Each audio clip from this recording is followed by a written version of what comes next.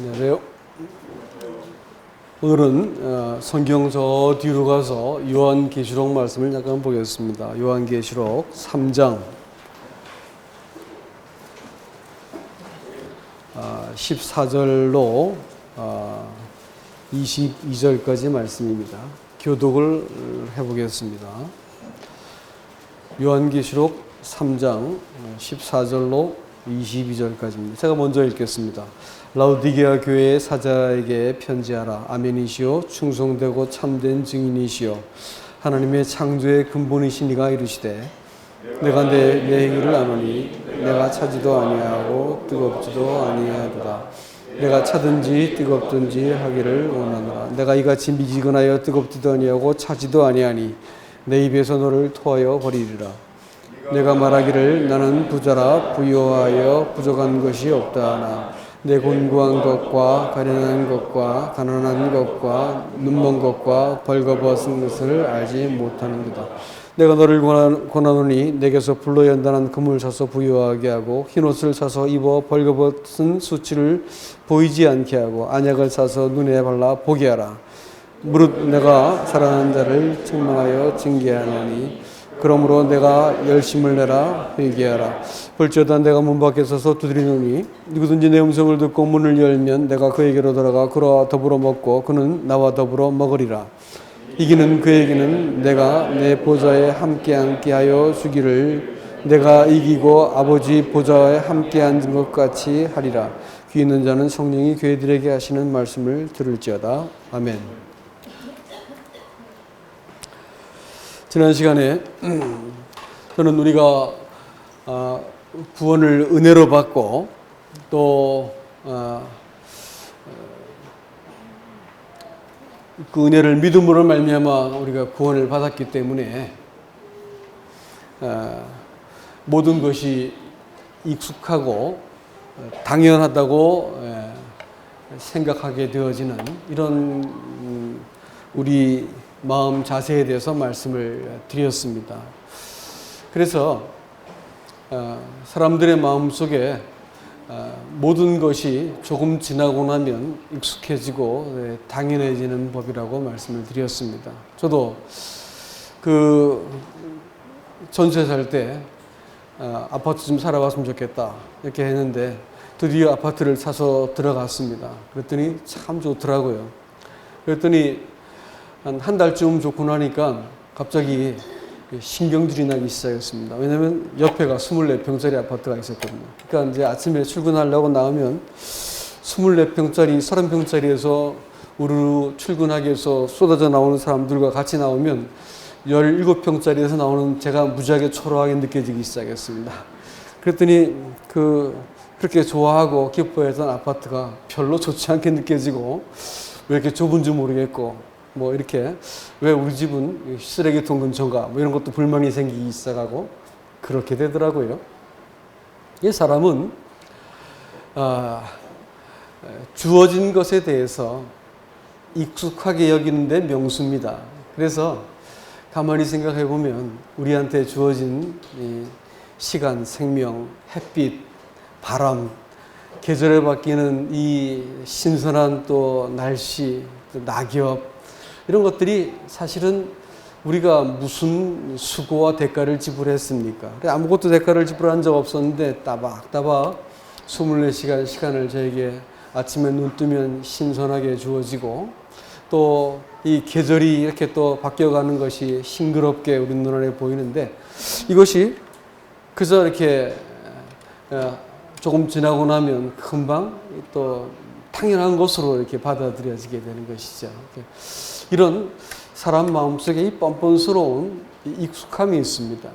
그래서 자식이 부모가 배 아프게 낳아가지고 키워주는데 그저 자식이 부모한테 협박한다는 것이 나 밥 안 먹어 이래가지고 막 나가 자빠지고 그러죠. 그래가지고 막 항의를 합니다. 근데 객관적으로 보면 말도 안 되는 터무니도 없는 어떤 그런 그 때를 쓰지만 부모의 사랑이 그를 받아냈기 때문에 우리가 이렇게 살게 됐지. 그러니까 이제 사람 안에 있는 참 나쁜 이 악이 뭐냐면 모든 것이 조금 지나면 당연해지고 모든 것이 그 혜택과 은혜가 그냥 익숙해지는 어떤 그런 악이 있다는 것입니다. 그래서 하나님이 우리에게 베푸신 구원에 대해서도 그 사랑에 대해서도 금방 당연하게 여겨버리는 거예요. 그래서 이 에베소 교회에 있는 성도들이 에베소 교회가 하나님께 책망을 받은 그것이 바로 수고와 행위와 인내가 있었지만 거기 사랑이 빠지고 또 소망이 빠지고 믿음이 빠진 그저 형식적인 신앙의 어떤 틀을 유지했지만 가슴을 잃어버린 채로 하나님을 섬기고 있던 그 교회에 대해서 내가 네 촛대를 옮겨야 되겠다 이렇게 말씀하셨습니다. 그것은 신앙이 어느새 하나님과의 관계는 잃어버리고 형식적인 의무감만 남아버린 것에 대해서 책망하고 있다는 것입니다. 구원은 하나님과의 관계입니다. 이 관계의 이 새로움을 잃어버리고 익숙하게 되어진 것에 대해서 주님께서 책망하신다 이렇게 말씀을 드렸죠. 지난 시간을 우리가 다시 한번 기억하는 의미에서 말씀을 드리고 있습니다. 그리고 하나님이 우리를 은혜로 구원하신 데서는 목적이 있다고 말씀을 드렸지요.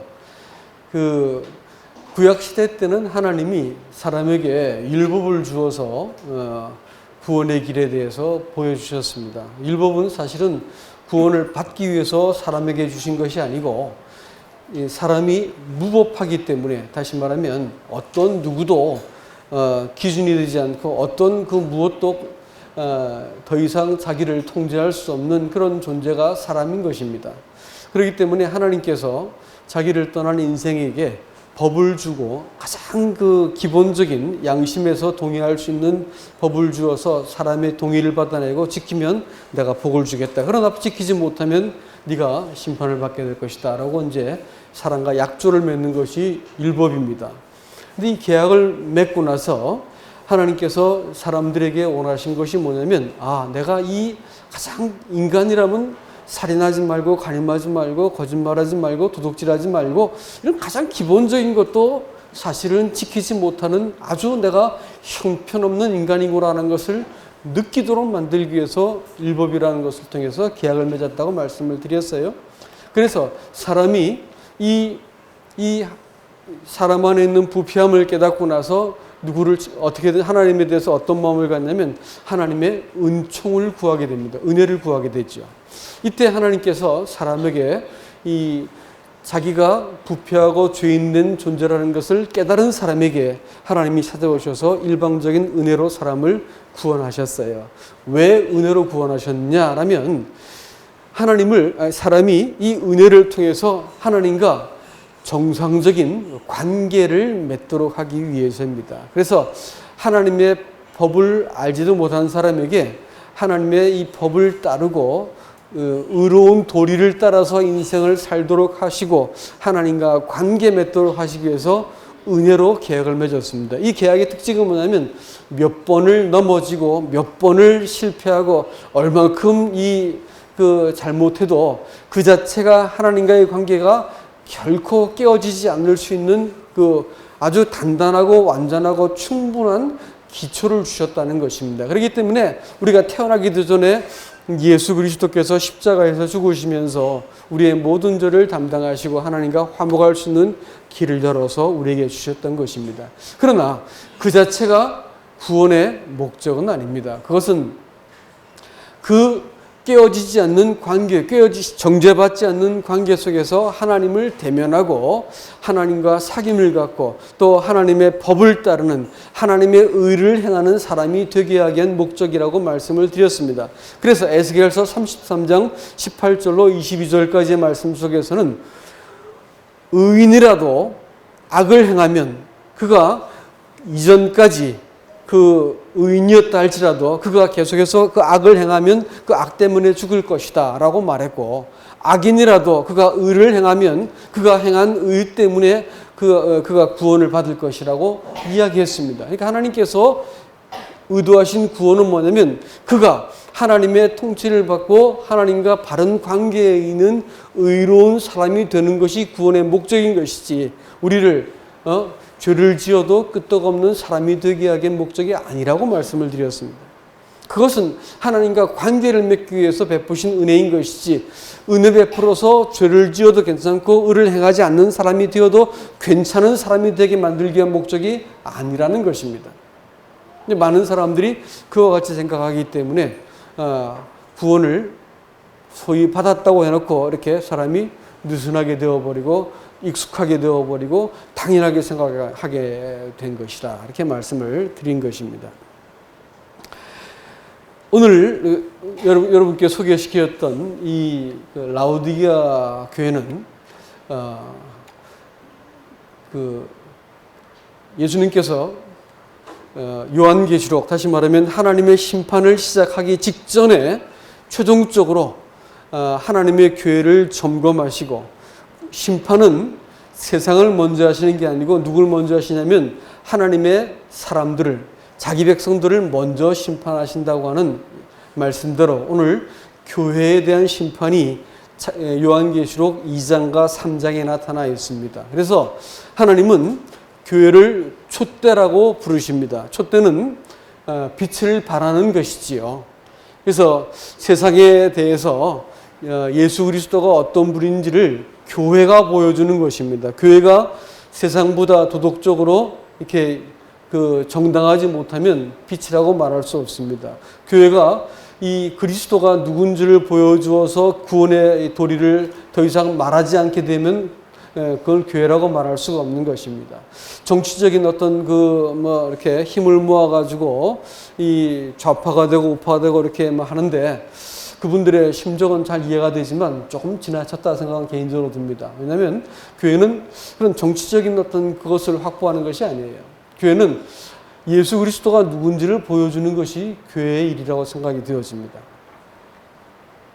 그래서 이 촛대라고 교회를 이렇게 묘사하고 있는데, 에베소 교회에 대해서 촛대를 옮긴다고 말씀하셨고, 이 라오디게아 교회는 좀 더 지나치게 내가지고 내가 너를 뱉어버리겠다 이래가지고 단 하나의 칭찬도 없는 교회가 바로 라오디게아 교회가 된다고 하는 것입니다. 그러니까 하나님이 가장 혐오하시는 형태의 교회가 바로 라오디게아인데, 우리는 이 라오디게아 교회를 보면서 우리의 신앙에 대해서 현 주소를 한번 살펴볼까라는 그런 생각으로 말씀을 나누고자 하는 것입니다. 여러분, 이 하나님이 모든 시대에 존재했던 교회들을 이 당시에 소아시아 7교회를 이름을 빌어서 쓰고 있지만, 사실은 이 라오디게아 교회는 말세 교회를 상징하는 것입니다. 그래서 교회가 앞에 3개의 교회는 예수님의 재림에 대한 언급이 없고 뒤에 4개의 교회에만 예수님의 재림에 대한 언급이 있습니다. 다시 말하면 지금은 현존하는 교회입니다. 두아디라 교회는 이세벨, 다시 말하면 여자 선지자를 숭배하는 교회입니다. 누구죠? 천주교입니다. 그 다음에 사대교회는 뭘까요? 말 그대로 남은 자, 저항하는 자, 또 이렇게 뛰는 자, 개혁하는 자라는 말입니다. 사대교회는 그야말로 개혁교회를 말하고 종교개혁 이후에 일어난 프로테스탄트 교회들을 말합니다. 그리고 19세기 와가지고 교회들이 하나님이 브래들리 무브먼트를 통해서 형제운동을 통해가지고 이 성경이 하나님의 진리인 것과 또 주님의 다시 오심과 교회와 성령과 거듭남에 대해서 쭉 밝히면서 커다란 이 암흑기의 부흥이 일어나는데, 그때 이 부흥을 통해 가지고 웨슬레라든지 무디라든지 요나단 에드워드라든지 많은 사람들이 일어나 가지고 이 형제 교회뿐 아니라 많은 이 교회들이 부흥이 되어 가지고 19세기 거대한 부흥의 물줄기가 일어나 가지고 한국에도 그때 복음이 들어오게 되었죠. 이런 부흥의 역사가 있었던 교회가 또 있고요. 또 하나는 뭐냐면 마지막 때 복음도 알고 또 교회도 알고 모든 걸 다 알게 되어진 사람들이 부유하게 되어져 경제적으로도 부유하게 되어 가지고 아무것도 좀 별로 필요한 것이 없는, 복음의 지식도 영적인 체험도 세상적으로도 풍요로운 사람들이 모여 가지고 교회를 이루는데, 그것이 라오디게아 교회입니다. 라오디게아라는 말이 백성의 권리라는 뜻을 갖고 있습니다. 이름 자체가.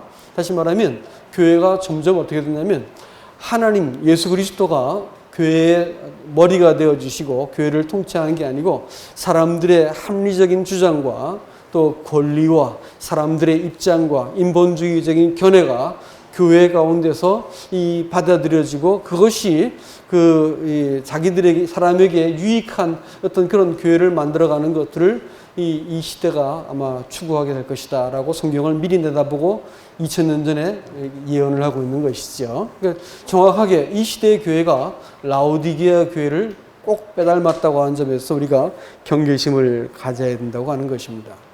자, 그러면 이 라오디게아 교회가 왜 이렇게 문제가 생겼는가라는 것을 우리가 한번 생각해 보아야 되는데, 라오디게아 사람들은 뭐라고 말하냐면 나는 부자라, 부유해서 아무것도 부족한 것이 없다, 이렇게 얘기합니다. 근데 라오디게아 교회가 어떻게 세워졌냐면, 제가 골로새 히에라볼리 가봤어요.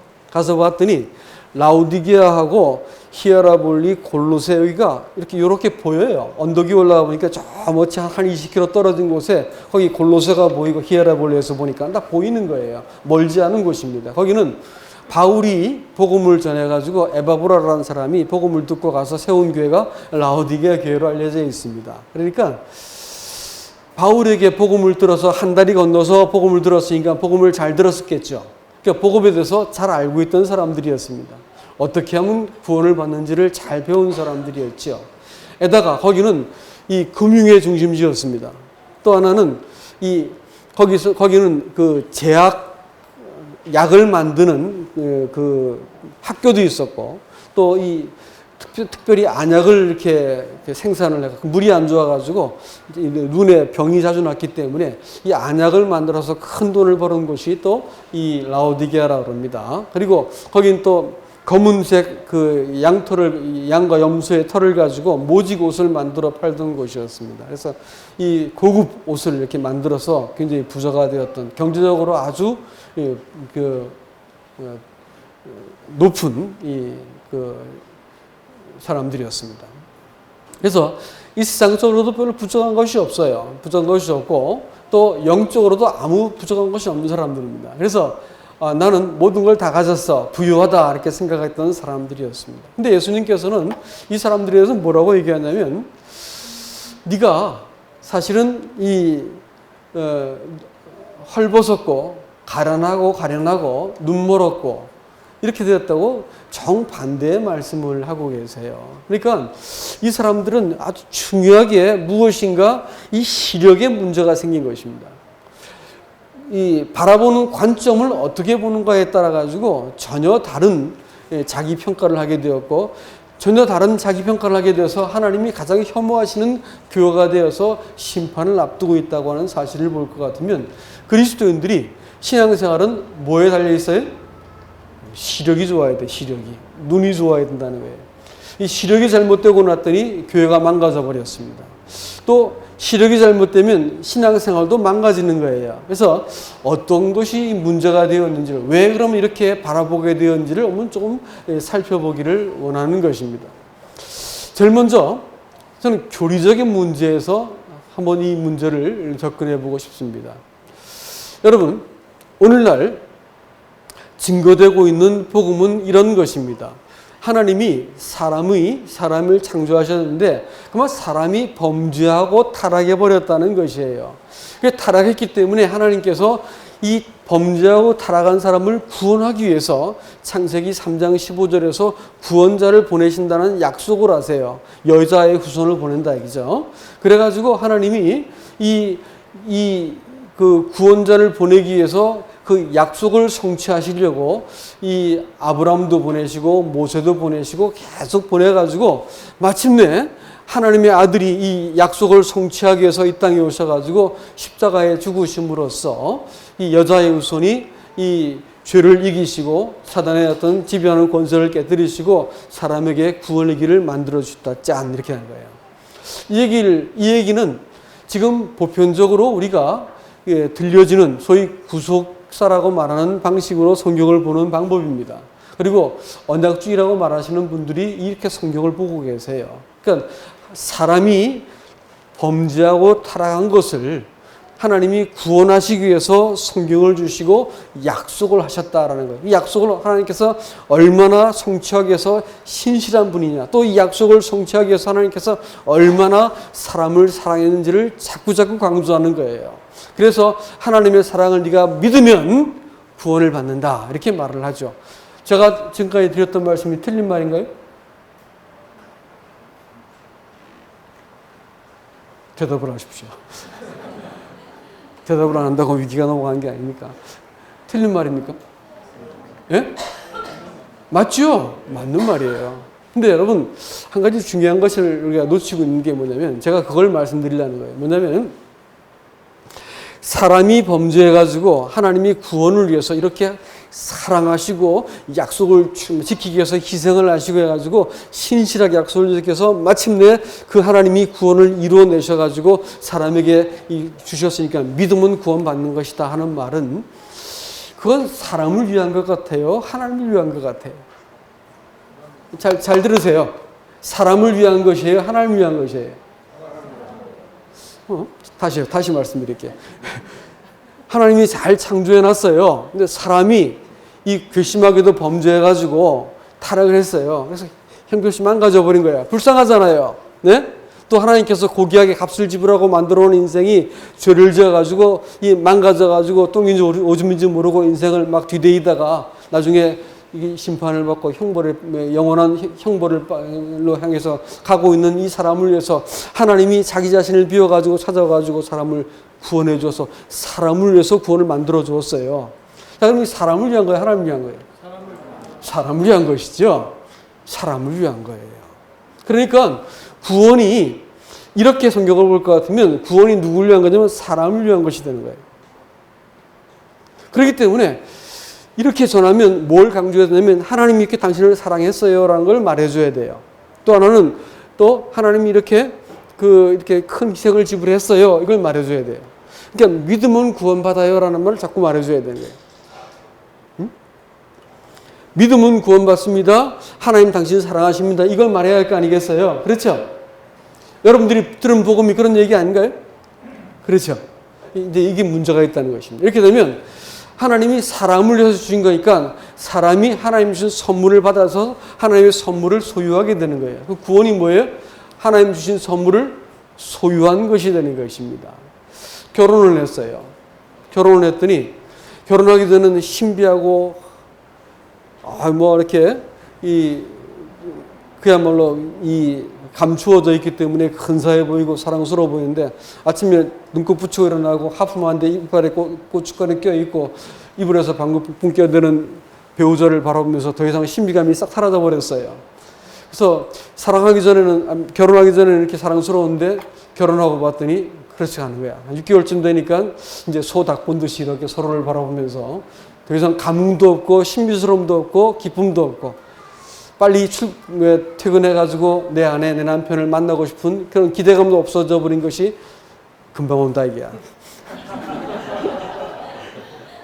금방 온다 이게야. 자, 그러니까 그렇게 되면 어떻게 될까요? 그러면 이제 싱거워지기 시작하는 거죠. 여러분, 결혼이라는 것이 저 남자를 소유해서 내가 사회적인 안정을 찾고 정서적인 만족을 누고 육체적인 내가 즐거움을 찾겠다. 이렇게 가지고 나를 만족시키고 저 사람을 소유하겠다 생각할 것 같으면 소유는 딱 갖고 나면 제가 초두에 말씀드린 것처럼 어떻게 해요? 아파트 한번 살아보려고 그렇게 애를 써가지고 들어와 봤더니 그 한 달 지나니까 별게 아니더라고. 옛날 샤프 펜슬이라는 걸 국어 선생님이 따가서 척척 하는데 이야, 그 일제였었는데 그런데 이야, 이 기가 막히게 저런 게 있나 싶어가지고 이야, 저거 뭐 있으면 수학 문제 푸는데 문제가 없겠다 생각해. 맨날 깎아대야 되니까 문제가 없겠다 싶었거든요. 근데 이제 한 6개월쯤 지나니까 이 문방구에 나온 거야. 그래서 막 토큰 아껴가지고 그걸 마침내 샀습니다. 그래가지고 그냥 한 달치 토큰 아껴서 사니까 이게 얼마나 귀해. 딱 꺼내니까 애들이 우와 그래가지고 막 애들이 한 거 보고 어떻게 볼펜이 연필심이 쫙쫙 나오냐 이게 신기해 죽겠는 거지 그냥. 애들이 막 한번 써보자 야 하면서 난리가 났어. 근데 걔들도 다 사버렸어. 그러니까 이거 꺼내봤자 아무것도 아닌 거죠. 일주일 가더라고. 사람 소유란 게 그런 거야. 소유는 하고 나면 싱거워져 버리고. 구원이라는 것을 소유하고는 어떻게 돼? 신고져 버리는 거예요. 미지근해져 버리는 거예요. 받은 거지, 받아놓은 거지, 이러고 시작하는 거지요. 그렇기 때문에 구원받고 나면 어떻게 될까요? 별로 할 게 없는 거야. 이 땅에서 그냥 필요한 거 채우고, 이 땅에서 이렇게 유익한 말 교회에서 유익한 말 많이 해주고, 또 인간관계 좀 채워주고, 또 내 필요한 것들 좀 공급해주고 그러면 교회는 최고인 거예요. 그래가지고 교회 생활이라는 것, 신앙생활이라고 하는 것이 이 땅에서 행복하고 정서적인 안정을 누리고 천국에서 보장받는 것을 자꾸 나한테 말해주고 이렇게 해주면 교회는 그 정도면 되는 거야. 다만 이 땅에 살면서 내가 부유하게 살고 재미있게 살고 보람차게 살면 내가 최고인 것이죠. 신앙생활이라는 것이 이렇게 머릿속에 박혀있는 것은 교리적인 문제입니다. 구원이라고 하는 것을 사람을 위한 하나님의 구원이라고 생각했고, 하나님이 사람에게 주신 어떤 선물을 소유로 받아들여서 내 것으로 만들어 보니까 그때부터 내가 내가 받아놓은 구원이니까 그다음부터 내가 이렇게 이 땅에서 재밌고 잘 사는 게 최고인 것이지, 이렇게 생각하는 것입니다. 여러분, 이것은요 교리적인 중요한 함정이 있습니다. 뭐냐면 정확하게 말하면 사람이 타락하기 전에도 하나님께서 이미 사람에게 이 명령을 주시고 약속을 맺고 사람한테 어떤 이 계약을 맺어요. 그러니까 하나님은 사람을 창조하기도 전에 우리가 이 땅을 다스릴 사람을 짓자 이래가지고 하나님께서 의도를 갖고 계셨어요.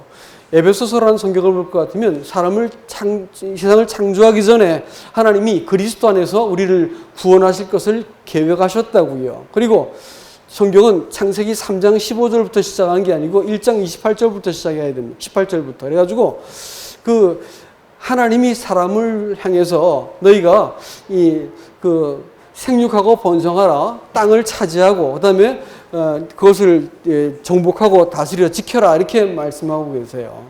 이것은 생육하고 번성해서 백성을 만들고 땅을 차지하고 그다음에 다스려 지키라고 하는 것은 이 나라를 이루기 위한 세 가지 조건입니다. 땅, 백성, 주권이죠. 이 세 가지는 뭐냐면 나라가 만들어지기 위한 기본적인 조건인 것입니다. 하나님께서 하나님의 나라를 이루기 위해서 사람을 지었다는 걸 보여주시고요. 사람에게 하나님의 나라를 이루거라라고 하는 그 명령을 주셨던 것입니다. 그래서 성경은 하나님의 나라를 이루기 위한 모든 역사는 하나님의 나라를 이루기 위한 모든 이 과정으로 쭉 이끌어간다는 것을 볼 수가 있어요. 그래가지고 이 아브라함을 통해서 자기 백성들을 얻어내시고요. 여호수아를 통해서 그 땅을 정복하고요. 유다를 통해서 다윗을 끄집어내셔가지고 왕조를 만들어내셔가지고 하나님의 나라가 구약 성경에서 모형적으로 만들어져요. 그리고 나서 그 나라가 400년의 그 암흑기를 지나가지고 하나님이 나라를 이루기 위해서 누굴 보내세요? 예수님을 보내세요. 그래가지고 예수님께서 오셔가지고 사람들한테 복음을 믿어라. 그리고 너희 천국 가고 죄사함을 받아라. 이렇게 말씀한 적이 없어요. 예수님과 요한이 와서 제일 먼저 뭐라 말씀했을까요? 회개하라. 하나님 나라가 가까웠다. 이렇게 말씀하세요. 그러니까 구속이라고 하는 것은 하나님의 나라를 이루기 위한 과정인 것이지 그게 목적이 아닙니다. 근데 많은 사람들이 구원을 목적이라고 생각하는 거예요. 구원은 목적이 아니에요. 구원은 하나님의 나라를 이루기 위한 사람이 갖고 있던 주권, 권리, 생각 같은 것을 몰수히 하나님께서 부정하시고 깨뜨려야 되는데 그것은 사람이 나도 내 나라를 만들어 볼 거야 이래가지고 선악과를 따먹으면서 내 생각에는 나도 하나님이 돼야지, 내가 옳은 것, 내가 선한 것이 최고지, 하나님 뭐라 해도 소용없어 이래가지고 자기 뜻과 자기의 욕망, 자기 만족을 위해서 인생을 살고자 했습니다. 자기 실현을 위해서 인생을 살고자 했어요. 그랬더니 그 사람이 만들어낸 세상이 어떤 세상이냐, 이병철이라는 사람은 이병철 알죠? 이건희 아버지, 이재용 할아버지. 설명 더 할까요? 삼성 창건자. 네. 그쯤이면 성공한 사람 아닙니까? 근데 이 사람이 죽을 때 24가지 질문을 했어요. 그 질문의 첫 번째가 뭐냐면 하나님이 계시다면 세상은 왜 이렇게 부조화스럽습니까? 이렇게 말했어요. 왜 세상이 이렇게 불합리합니까? 이렇게 말했어요. 지금 가진 거 다 가졌으면서 세상에서 굴지의 기업을 이루었으면서도 세상이 불합리하다는 말을 끄집어냅니다. 세상이 왜 불합리할까요? 네? 세상이 왜 불합리할까요? 하나님은 불합리하게 사람을 짓지 않았어요. 하나님은 질서대로, 법칙대로, 하나님 뜻대로 완전하게 지었습니다. 그러나 사람이 꾀를 내어가지고 사람이 사람을 속여먹고 사람이 사람을 죽이고 사람이 만물을 파괴하고 자기 질서, 자기 뜻을 위해서 부부가 싸우고 자식을 이겨먹고 자식이 부모를 치받고 이 세상이 이렇게 어려워지는 이유는 뭐냐면 하나님의 뜻을 무시해버리고 사람이 자기 뜻을 따라서 자기 욕망과 자기 만족, 자기 실현을 위해서 인생을 살다 보니까 이 세상이 이렇게 복잡하고 불합리하고 이 고통스러운 일이 반복되고 있다는 것입니다. 하나님은 세상을 좀 내버려 두셔야 돼요. 왜냐하면 니들 마음대로 인생을 산 것이 어떤 결과를 가져왔는지를 보여주셔야 되기 때문에 세상은 이렇게 고통과 슬픔이 반복되고 있는 것입니다. 그래서 이 세상에는 아무리 많은 그 문명들이 왔다 갔다 해도 단 한 번도 의롭고 합리적이고 정의로운 나라가 세워진 적이 없고 그런 사람도 존재하지 않는 거예요. 사람이 하나님께로 돌아가야 되는 것이죠. 얘기가 좀 딴 데로 갔습니다만은 아무튼 이 교리가 잘못되었기 때문에 하나님의 주권과 나라를 위해서 사람을 창조했다고 볼 것 같으면 사람의 타락, 사람의 구원, 이 모든 과정은 하나님께서 예수님께서 오셔가지고 또 이렇게 십자가에 죽으시고 부활하셔가지고 하나님의 나라를 위해서 이 땅에 오셔서 죽으시고 부활하시고 나니까 제자들이 나가가지고 제자들이 하는 말이 몰수히 가서 뭘 전했냐면 예수님께서 당신들을 위해서 죄를 위해 죽었으니까 복음을 믿고 구원받으시오. 이런 말 한 적이 없습니다. 뭐라고 말했냐면 하나님의 나라에 대해서 증거했다. 이렇게 말을 했습니다. 하나님의 나라가 되는 것이에요.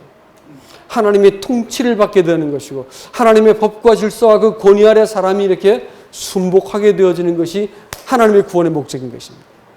그렇게 볼 것 같으면 타락도 이해가 되고 구원도 이해가 되는 것이에요. 교회는 왜 만들어 놓으시냐? 하나님께서 자기의 통치와 자기의 뜻이 실현되어지는 그곳을 얻기 위해서 하나님께서 교회를 이루셨고 가정은 뭐냐? 가정은 아버지가 어머니가 하나님의 뜻과 질서를 받아들여가지고 아버지가 이기냐 엄마가 이기냐 막 싸우기 시작하면 자식들이 누구 따라갈 줄 아세요? 질문하면 질문이 헷갈리죠. 아버지하고 엄마 막 싸워요. 그러면 자식은 아빠 따라갈까 엄마 따라갈까? 아빠? 엄마? 예, 자기 일가 자기 마음대로 간다고. 엄마 아빠 싸우면 자식은 틀림없이 자기 마음대로 가버려요. 제3의 길이 간다고. 그러니까 집안이 그야말로 콩가루가 되는 거예요. 부모가 남편과 아내가 자기보다 높은 분 하나님을 염두에 두면 어떻게 될까요? 남편과 아내가 자기보다 높은 분 하나님을 염두에 두기 시작하면 자식들이 볼 때 이겨먹을 수 없는 권위를 딱 깨닫는 거야. 자식이 그 폭풍 노도 질풍의 시기를 지날 때 어떻게 감당하시려고 그래요? 예? 남편과 아내가 경외하는 분을 모시고 살 것 같으면 자식들이 부모를 절대 못 이겨 먹는다니까요. 그 가운데 계신 하나님을 두고 복종을 하게 되어 있는 것입니다. 이런 것들은 가장 기본적인 질서에 하나님께서 그렇게 만들어 놓으신 거예요. 그러니까 가정과 교회는 뭐냐면 하나님이 통치하시는 영역인 것입니다. 그래서 가정이 교회고 교회가 가정인 거예요.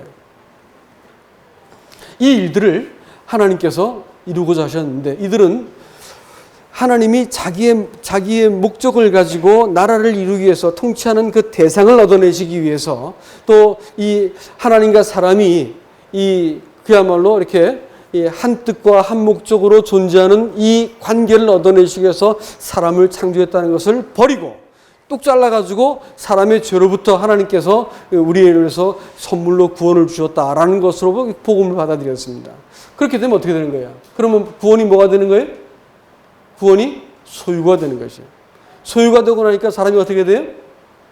여기서 말하는 것처럼 미지근해지는 겁니다. 뭐 아쉬울 게 없잖아. 구원 받아놨는데. 먹고 살만한데 뭐 스트레스 받을 것도 없죠. 그래서 소위 구원받았다고 하는 사람들이 많은 교회에 갈수록 헌금이 적게 나오는 거 아세요? 통계입니다. 통계. 구원받았다는 사람이 교회에 많을수록 헌금이 안 나와.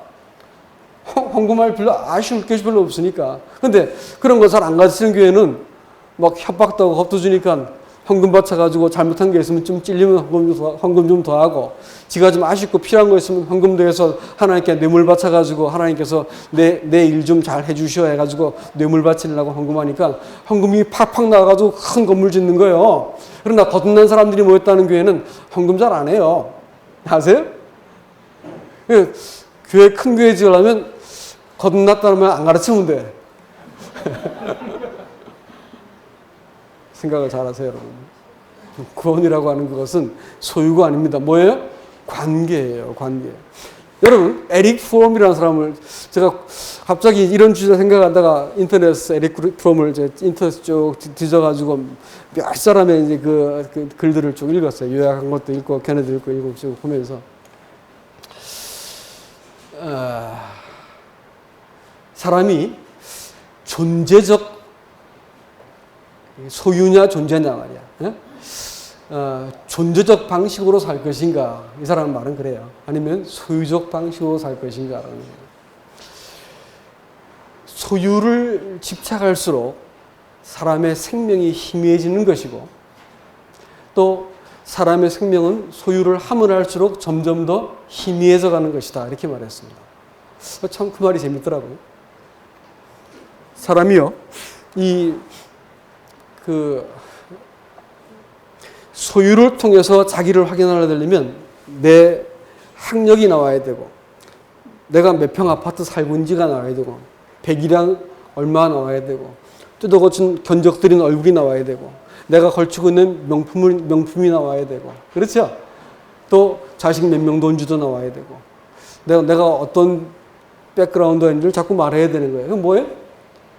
소유적 존재입니다. 내가 이렇게 대단한 사람이야. 내가 이런 걸 소유하고 있는 사람이야. 지식, 학력, 또 포지션, 물질, 심지어는 인간관계, 내가 아는 사람 말이야. 이래가지고 이런 자기한테 붙어 있는 어떤 소유들을 가지고 자기를 규명하려고 드는 거예요.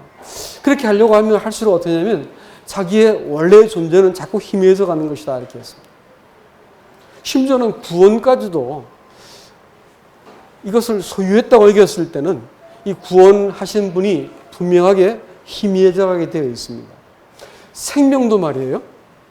이것을 소유하는 것일까요? 아니면 생명은 그 관계 속에서 사람이 증명되는 자기 존재가 드러나는 것일까 할 것 같으면 후자입니다. 생명을 소유했다, 물질을 소유했다 생각할 때 사람들은 더 많이 소유해서 자기 존재를 규명하려 들기 때문에 쉴 틈이 없어요. 그리고 이 생명부터 물질 같은 내가 소유한 것으로 자기를 알려고 드는 사람들은 그렇게 하려고 하면 할수록 점점 자기가 누군지를 잘 모르게 되어 있습니다. 근데 이 하나님은 사람을 지으실 때 처음 지으실 때도 흙으로 지었지만 두 번째 지으실 때도 사람은 참 하나님 앞에서 죄 덩어리였고 본질적으로 하나님 앞에서 거짓되고 부패한 존재였습니다. 이런 사람을 가지고 하나님께서 자기의 생명을 다 쏟고 피를 다 쏟고 하나님께서 온 몸을 바쳐가지고 사람을 다시 지어내세요. 새 창조를 하시는 거예요. 그러니까 새 창조를 하시기 위해서 하나님은 자기의 전 존재를 다 쏟아부어가지고 나라고 하는, 내가 생각해도 이 쓰레기가 따로 없고 내가 생각해도 이렇게 거짓되고 부패한 존재가 없는데 이와 같은 사람을 하나님께서 도대체 내가 뭐 볼 게 있다고 하나님께서 이렇게 이토록 나를 사랑하시고 이토록 자기의 전 존재를 부어서 나를 대면하시는가 생각할 때 비로소 내가 그렇게 내가 가치 있는 존재구나라는 사실들을 누구를 통해서 보게 되냐면 하나님을 잘 알게 되어질 때 내가 가치 있는 존재인지 알게 됩니다. 이것이 조금 보이는 것이 부모가 자식을 바라볼 때 누가 봐도 형편없는 인간인데 형편없는 자식인데 부모는 자식한테 어떻게 해요? 포기해야 안 해요. 희망을 절대 포기하지 않아요. 자식한테는 포기하지 않아요. 이놈 자식 나가 죽으라 해놓고도 쫓아나가잖아요. 어디 가면 찾으려고. 부모는 자식한테 포기하지 않아요. 그러니까 자식이 어릴 때 인격이 형성되기 위해서는 그 부모가 어떻게 이 자식을 사랑하고 기대하고 존귀 여기고 또 이 아들에 대해서 이렇게 여기는가에 따라 가지고 이 아이가 부모를 투영해서 내가 이런 사람이구나라는 것을 알게 만드는 거예요. 어릴 때 인격 형성이라고 하는 것은 부모를 통해 나타나는 거예요. 그것이 또래 집단한테 가가지고 또래 집단 친구들한테 가가지고 이 부모가 자기를 본 것하고 또래 집단이 나를 보는 것하고 일치하기 시작할 때 아이가 이렇게 정상적인 인격으로 크는 것이고 우리 아버지는 나 잘생겼다는데 갔다 오는 애들이 나 제일 못생겼대. 우리 막내가 그러더라고요. 근데 잘생겼어 우리 아들. 우리 막내가 아무리 봐도 잘생겼는데 친구한테 어떻게 못생겼다는 거야. 그럴 리가 없죠. 근데 하여튼 이것이 이제 일치해 갈 때 사회적으로 이제 자기의 정체성이 딱 잡히는 거예요. 그때 누굴 믿을까요? 우리 부모가 나를 그렇게 여겼어라고 하는 것이 내가 믿어지면 아이한테 가서 당당해지는 거예요. 아내가 남편에 대해서 우리 남편 최고 이렇게 하면 회사 가서도 조그만 일 갖고도 내가 당당하게 말할 수 있는데 아이고 저 밥충이 이러고 삼식이 어쩌고 그러면 회사 가가지고 똑같은 일을 해도 자신감이 없어지는 거죠. 그러니까 자기를 사랑하는 사람을 통해서 자기를 투영하는 거야. 자기를 사랑하는 사람을 통해서 거울을 보듯이 비추어 봐가지고 내가 이런 사람이구나 알 수 있다는 거예요. 근데 하나님께서 이 관계 속에서 자기 자신의 아들의 생명을 내어주시고 사랑하시는 이 사람을 통해서 사람이 내가 뭔데 이렇게 사랑하세요 하면서 하나님을 내가 보았더니 내 존재가 드러나기 시작하는 거야. 딴 사람들이 다 너 우습게 봐도 너는 내 생명을 주고 바꿀 만한 존재다라고 말씀하시는 거예요. 성경을 봤더니 죄다 나한테 기록한 말씀이야. 성경이 남의 말한 것으로 보이면 아직까지 성경 모르시는 분들이야. 어느 날 성경이 나를 향해서 하나님께서 기록했다는 것을 보기 시작할 때 성경을 놓을 수가 없는 것이죠. 하나님이 나를 향해서 말씀하기 시작합니다. 이렇게 되는 겁니다. 이럴 때 내가 이 관계 속에서 내 존재가 누군지를 되비춰서 알 수 있게 되는 거예요. 내가 누군지 이 존재적인 사람이 나타난단 말이야. 하나님 앞에서 소유적인 방식으로 나를 인식하는 게 아니고 하나님이 나를 보시는 방식에서 이 관계 속에서 내가 증명이 되고 내가 이렇게 확증이 되는 거예요. 이 사람을 성경은 뭐라 부르냐면 새 사람이다 이렇게 부르는 겁니다. 이 사람을 하나님께서 만나고 싶어 하세요. 언제 만나요? 예배를 통해서 만나죠. 그렇죠? 우리가 기도할 때 만나요. 안 되면 우리한테 다급한 일을 일으키세요. 갑자기 아프다든지 사업이 망한다든지 뭐 위기를 만나게 아이고 하나님 하고 내가 부르게 만드셔가지고 나 여기 있다 그러면서 하나님이 사랑과 더불어 이렇게 자기 마음을 딱 관통하는 관계를 맺고 싶어 하세요.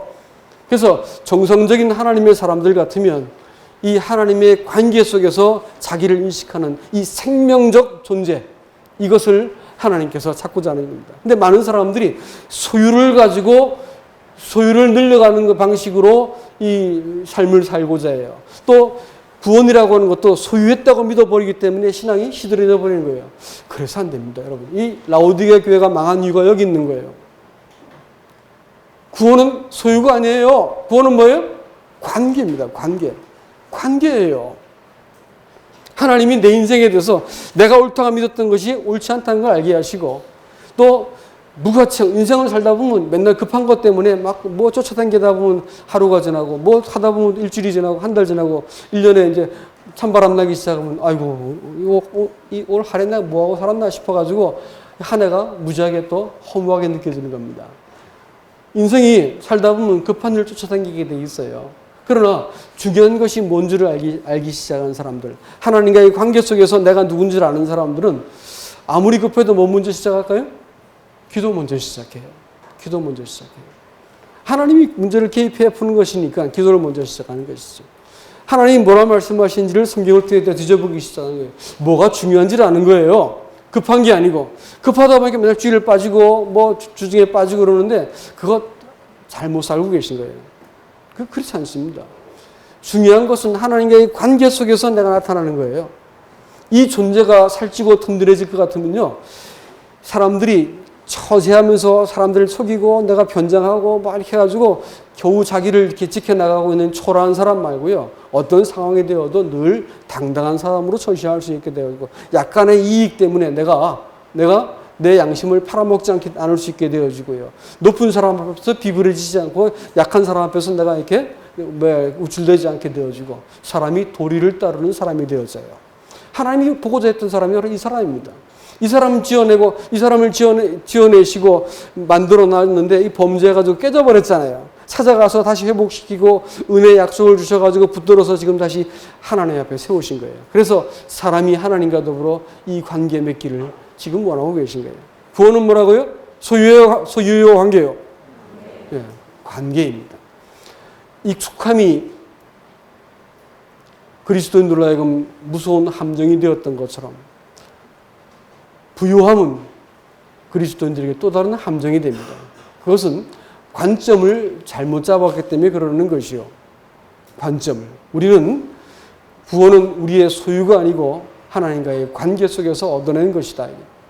이 관계 속에서 우리가 어떤 사람인지를 알아가는 것은 한 번에 되는 일이요, 평생 되는 일이야.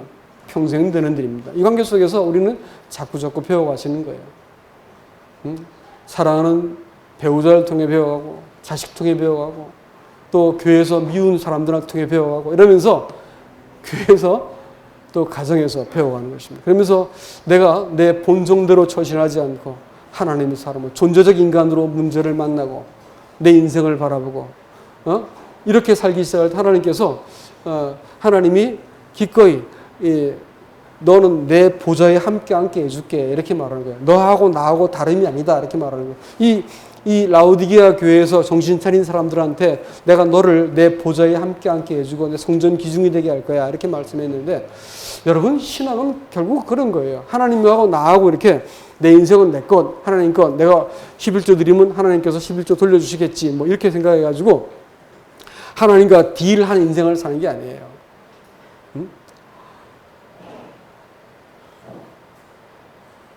하나님이 내 인생을 들어와 사시고 내가 하나님 것으로 인생을 사는 것, 이거 하나님께서 원하신 거예요. 이걸 영생이라 불러요. 하나님이 내 인생에 들어와가지고 내 인생을 개입하고 산다는 거예요. 얼마나 복된 일이에요. 여러분 그렇죠?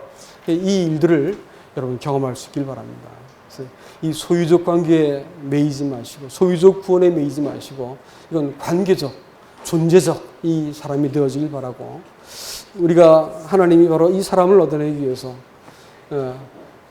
사람이 타락하기 전에 작정하신 구원으로 오늘 감사에도 나왔죠. 창세전에 그리스도 안에서 우리를 구원하기 위해서 우리를 구원하기 위해서 작정하셨다 했습니다. 예정하셨다 했습니다. 그 구원을 받은 거예요. 우리가 믿어서 구원받는 게 아니고 하나님의 작정 때문에 받은 구원을 여러분 받으신 거 믿으시기 바랍니다. 시시한 구원 받은 게 아니에요. 하나님이 에서 버리고 이스마엘 버리고 사울 버리고 다 골라가지고 버리고 그래서 자기 생명을 딱 담을 사람 한 사람을 딱 얻어내셨는데 그게 누구냐면 여러분들이세요.